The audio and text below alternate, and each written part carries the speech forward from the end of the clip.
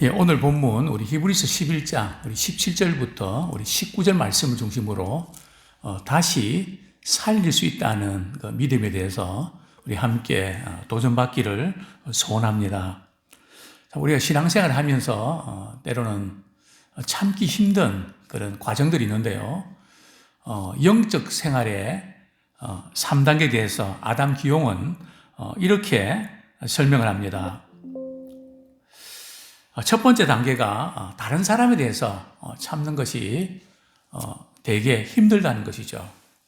요즘 인간관계 때문에 참 많이 힘들죠. 특별히 우리 가족 관계에서도 서로 마음이 안 들리면 너무 힘든 이것이 이제 우리 영적 생활 1단계고요. 두 번째 단계는요, 또 자기 자신에 대해서 인내하는 거. 내가 이것밖에 되지 않나. 내가 이것도 못하는가. 그 자신에 대해서 서로 자신에 대해서 참는 것이 힘듭니다. 자, 세 번째 단계는 하나님에 대해서 인내하는 겁니다. 왜 하나님이 왜 나한테 이렇게 하실까? 힘들고 어려운 일이 너무 오랫동안 계속되면 살짝 짜증도 나고 또 원망도 생기면서 특별히 이제 아브라함의 경우가 그렇다는 거죠. 아브라함이 몇 세에 이삭을 선물로 받게 됩니까? 100세에 받게 되거든요. 75세 때 갈대우를 떠나서요. 그저 25년 만에 참 아들을 얻었던 거죠. 근데 하나님께서 아브라함에게 도저히 이해할 수 없는 요구를 하십니다. 그 요구가 뭘까요? 자기 아들 독자, 또 성경에 보면 사랑하는 이삭을 얼마나 사랑스럽겠습니까? 모리아 산으로 데려가서 번제로 바쳐라. 정말 이 하나님의 명령에 순종할 수 있었을까요? 참 25년 동안 우리 부부가 얼마나 이 아이를 기다렸고 우리가 뭐 아이가 갖겠다고 한 것도 아니고 하나님께서 괜히 바람을 집어넣으셔갖고 그죠? 기대하게 만드시고 그래 선물로 주셨다가 그것을 도로 내놓으라고 하시니 이게 얼마나 힘들었을까요? 자, 그런데 아브라함은 그런 하나님의 명령에 어떤 반응을 나타냈을까요? 오늘 본문 17절 말씀 우리 같이 읽겠습니다. 시작. 아브라함은 시험을 받을 때에 믿음으로 이삭을 드렸으니 그는 약속들을 받은 자로 돼 그 외아들을 드렸느니라. 자, 아브라함은 누구에게 시험을 받았다고요? 우리 하나님께 시험을 받았다고 말씀하고 있습니다. 하나님께서 아브라함에게 도대체 어떤 시험을 하신 걸까요? 우리 창세기 22장 우리 1절, 2절 말씀 한번 같이 읽겠습니다. 창세기 22장 1절, 2절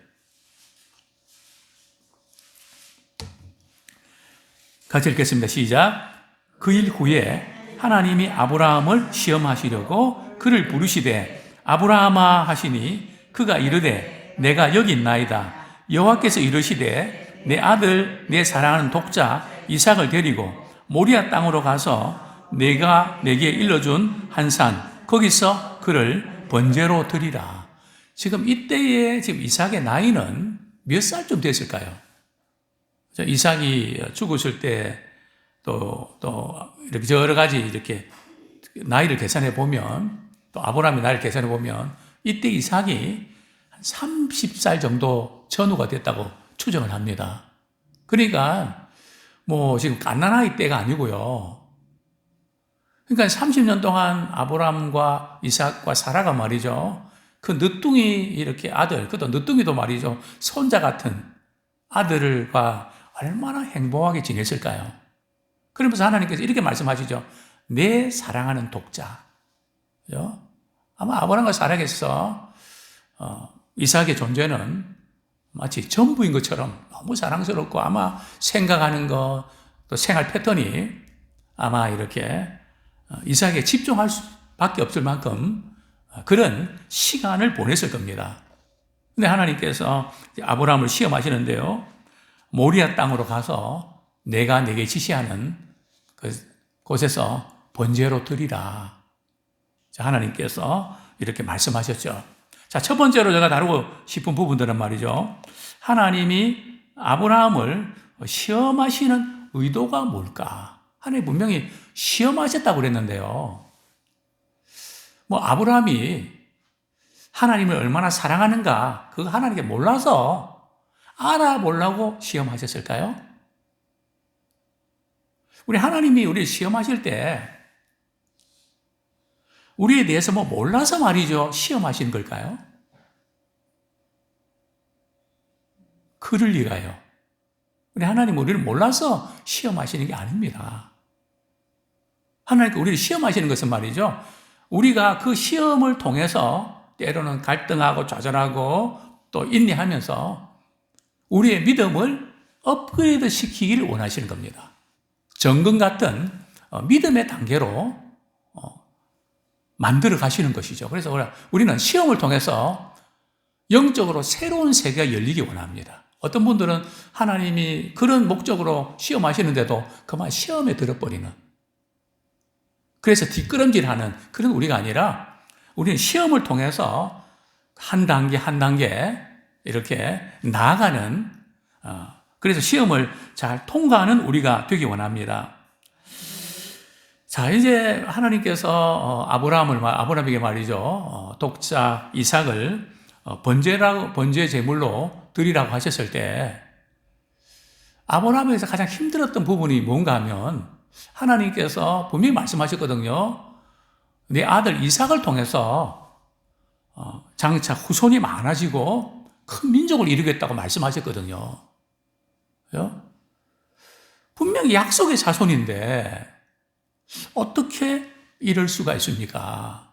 그 이해가 안 됐습니다. 그래서 우리가 시험을 당할 때에 가장 어려운 부분이 뭔가 하면 우리의 머리로, 우리의 생각으로 이해가 안 되는, 도저히 하나님이 이해가 안 된단 말이죠. 또 어떤 부분이 또 이해가 안 됐을까요? 하나님께서 당시에 가나안 주민들이 말이죠, 자녀들을 이렇게 제물로 바치는 거, 불로 태워 죽이는 거, 그 하나님 되게 싫어하셨거든요. 몰렉에게 말이죠, 자녀들을 제물로 바치는 그 유물들이 말이죠, 오늘날 항아리 같은데 아이들의 뼈들이 발견이 됩니다. 실제로 그렇게 했다는 거죠. 그 하나님께서 가장 싫어하시는 건데, 하나님께서 아브라함에게 말이죠, 그 이삭을 제물로 바치라. 이방신들이 우상숭배하는 그런 죄를 나보고 지으라고 하는, 그게 도대체 이해가 안 되는 겁니다. 무엇보다 약속의 자손이라고 분명히 말씀하셨는데 어떻게 알 수 있습니까? 우리 17절, 18절 다시 한번 같이 읽겠습니다. 시작. 아브라함은 시험을 받을 때에 믿음으로 이삭을 드렸으니 그는 약속들을 받은 자로 돼 그 외아들을 드렸느니라. 그에게 이미 말씀하시기를 내 사촌이라 칭할 자는 이삭으로 말미암으리라 하셨으니. 자, 약속의 자손 누굽니까? 이삭이거든요. 이스마엘이 아닙니다. 분명히 약속의 자손이 이삭이라고 하셨는데 그 약속의 재산을 말이죠, 주실 때는 언제고 달라고 하실 때는 언젠가. 아브라함은 이것이 도저히 이해가 안 됐죠. 그죠? 바로 이 시험은 또한 어떤 시험인가 말이죠. 하나님께서 아브라함에게 이삭을 선물로 주셨잖아요. 그죠? 주신 선물보다 선물을 주신 하나님을 더 사랑하는가? 주신 선물, 이삭을 더 사랑하는가? 기도의 응답, 그 축복을 더 사랑하는가? 우리 하나님은 그것을 달아보신다는 거죠. 그래서 우리가 기도 응답 받고 더 주님을 잘 섬기셔야 됩니다. 대부분 안 그렇거든요. 그동안 힘든 과정을 통과해서 안도감이 생겨서 그런지 하나님을 멀리한단 말이죠. 그럴 때 목회자로서 아차 싶습니다. 저건 아닌데. 우리 하나님께서 때로는 시험을 주시고 또 시험 가운데 우리 기도하면 응답을 주시는 것은 하나님께로 우리를 가까이 인도하시기 위한 거거든요. 다른 거 없습니다. 그래서 우리는 어떤 상황 속에서도 하나님을 가까이 하는 것이 복입니다. 이게 하나님의 의도거든요. 시험을 볼 때는 출제자의 의도가 있단 말이죠. 시험을 주실 때는 하나님의 의도가 있다는 겁니다. 그걸 빨리 알아차야 되거든요. 그게 바로 하나님께서 이제 아브라함을 시험하시는 건데, 언제부터인가 아브라함이 말이죠, 하나님보다 이삭에 훨씬 더 마음이 빼앗겨서 하나님을 점점 더 멀리하는, 그것을 하나님이 보시면서 그건 아닌데, 내가 너를 불러낸 것은 일반 사람처럼 그렇게 살라고 그렇게 한 건 아닌데 너 마음이 자꾸 그쪽으로 너무 기울고 있구나. 그건 아니야. 그러면서 하나님께서 아브라함 시험하시면서 하나님을 더 가까이 하도록 이렇게 만들기를 원하셨던 거죠. 그것을 우리가 기억하셔야 됩니다. 자, 그런데 아브라함은 말이죠, 이러한 하나님의 요구 사항에 대해서, 하나님의 명령에 대해서 어떤 반응을 나타냅니까? 따지지 않습니다. 또 흥정하지도 않고요. 또 주저하지도 않습니다. 이 말씀 받고 말이죠, 바로 아브라함은 아침 일찍 떠납니다. 사라와 의논도 안 합니다. 기존에 사라와 의논해서 말이죠, 이스마엘을 낳은 아픔, 하나님께 여러 번 아브라함을 시험하셨거든요. 문헌에 보면, 유대인의 문헌에 보면 아브라함 10번이나 시험하셨다, 이렇게 되어 있는데, 글쎄요, 성경에 나타난 시험은 그렇게까지는 되지 않은 것 같은데, 어쨌든 아내 이삭도 의논하지 않고, 아내 이제 사라하고도 의논하지 않고 그냥 아침 일찍 준비해서 떠납니다. 즉각적으로 이제 순종하게 되는데요. 참 무리한 요구, 앞뒤가 맞지 않는 그런 요구, 이해가 되지 않는 그런 요구. 그래서 우리는 하나님 말씀하시면 자꾸 우리가 그것을 이해하기까지 기다리거든요. 우리 하나님의 의도는 우리의 어떤 머리로 이해되는 게 아니고요, 약속을 우리가 붙잡고 그분을 신뢰하면서 그분의 말씀이면 우리가 알지 못하는 의도가 있지, 그리고 우리가 반응하는 지혜로운 우리가 되기 원합니다. 하나님께서 아브라함에게 말이죠, 심어주고 싶었던 부분이 뭐였을까요? 시험에 대한 출제자의 의도가 있는데요, 우리 창세기 22장 12절, 아브라함이 이제 순종을 하죠. 그죠? 그리고 이제 22장 12절, 우리 한번 앞에 있는 그림 한번 다시 보시죠. 그죠? 장작을 올려놓고요, 이삭을 이렇게 손을 묶고요, 그죠? 그리고 칼을 높이 쳐들고 말이죠, 이제 칼로 내리치려고 하는 바로 이제 그 장면인데요. 자, 그때 하나님의 사자가 말이죠, 이렇게 말씀을 선포하죠. 창세기 22장 2절 말씀, 우리 같이 읽겠습니다. 시작. 사자가 22장 12절 시작. 사자가 이르시되 그 아이에게 내 손을 대지 말라. 내가 내 아들 내 독자까지도 내게 아끼지 아니하였으니 내가 이제야 내가 하나님을 경외하는 줄을 아노라. 하나님께서 아브라함에게 심어주고 싶어하셨던 것이 내 독자 이삭까지도 말이야, 아들까지도 아끼지 않고 하나님을 경외하는 그런 모습을 우리 하나님이 이제 보고 싶으셨던 거죠. 보고 싶으셨던 것이죠. 우리 하나님을 경외한다지만은 우리는 이것만큼은 안 됩니다. 그게 돈일 수도 있고요, 자녀일 수도 있고요, 또 다른 어떤 대상일 수도 있습니다. 다른 것은 다 그렇게 하지만 이것만큼은 안 됩니다. 사실 그게 우상이거든요. 신앙생활은 전부지, 그래서 부분적으로 조금 이렇게 더 잘하는 그게 아니고요, 마음과 뜻과 힘과 목숨을 다해서 주 너희 하나님을 사랑하라. 하나님은 우리에게 전체를 요구하시지 그저 한 일부분을 요구하시는 게 아닙니다. 결혼하고 비슷하죠. 전부를 요구하시지 한 부분만 요구하는 그런 것이 아니라는 거죠. 하나님께서 우리에게 가장 소중히 여기는 것을 우리에게 요구하실 때 과연 우리는 어떤 반응을 보일까요? 하나님 다른 걸 몰라도 그것만큼은 안 됩니다. 사실은 우리의 믿음이 자꾸 무너지는 것이 그것만큼은 안 됩니다. 그것 때문에 무너집니다. 그 부분까지도 우리 주님 앞에서 내려놓기를 원하시는 것이죠. 자, 하나님께서 참 아브라함이 이 시험을 잘 통과할 때에 어떤 복을 주시나요? 창세기 22장 16절 하반절에서 우리 18절까지 한번 같이 읽겠습니다. 16절 하반절에서 18절, 16절 하반절 읽어드립니다. 같이 읽겠습니다. 시작. 내가 이같이 행하여 내 아들 내 독자로 아끼지 아니하였은즉 내가 내게 큰 복을 주고 내 씨가 크게 번성하여 하늘의 별과 같고 바닷가의 모래와 같게 하리니 내 씨가 그 대적의 성분을 차지하리라. 또 내 씨로 말미암아 천하 만민이 복을 받으리니 이는 내가 나의 말을 준행하였음이라. 그렇습니다. 이렇게 시험 후에 우리 하나님께서 우리 아브라함 가정뿐만 아니라 민족 또 열방의 축복의 통로로 써주시는 것을 보게 됩니다. 두 번째로 우리 같이 나누고 싶은 것은 아브라함이 이 시험을 어떻게 통과했을까요? 그죠? 아브라함이 이 시험을 어떻게 통과했을까요? 아브라함이 이렇게 참 그동안 많이 무너졌잖아요.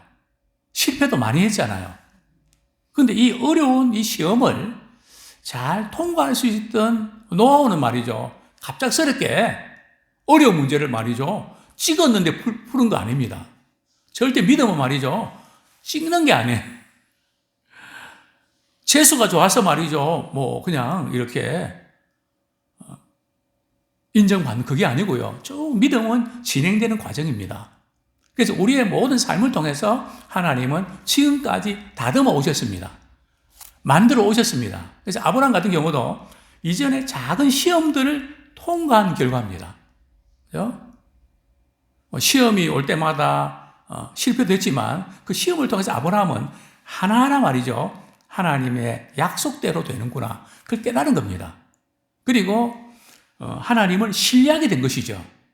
그 이전에 작은 시험들을 통과할 때에 때로는 이해할 수 없는 시험이 찾아와도 우리 주님이 주시는 그 믿음으로 통과하게 되는 것입니다. 그래서 우리는 실패하는 가운데서도 하나님을 알아가기 원합니다. 쓴물을 만날 때는 하나님은 쓴물을 단물로 만드시는 하나님을 알아가야 되고요.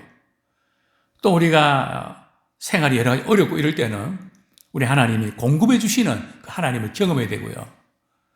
또 질병으로 고통받을 때는 치료하시는 하나님을 알아가야 되고요. 그래서 우리가 어떤 상황을 통해서든지 우리는 그것 때문에 이런 것만 생각하지 말고 그것을 통해서 하나님이 내게 무엇을 교훈하시는가, 하나님이 어떤 분이신지를 우리가 하나하나 삶을 통해서 알아갈 때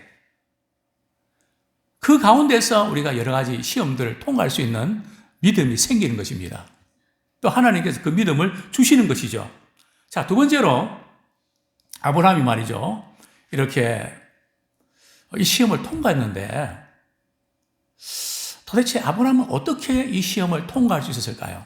먼저 하나님이 아들 이삭을 제물로 바치려고 했을 때 아브라함은 어떤 생각이 들었을까요? 혹시 이런 생각을 들지 않았을까요? 설마 하나님이 이삭을 죽이실까? 한번 나를 떠보려고 그렇게 하신 거겠지. 아브라함이 그런 생각을 했을까요?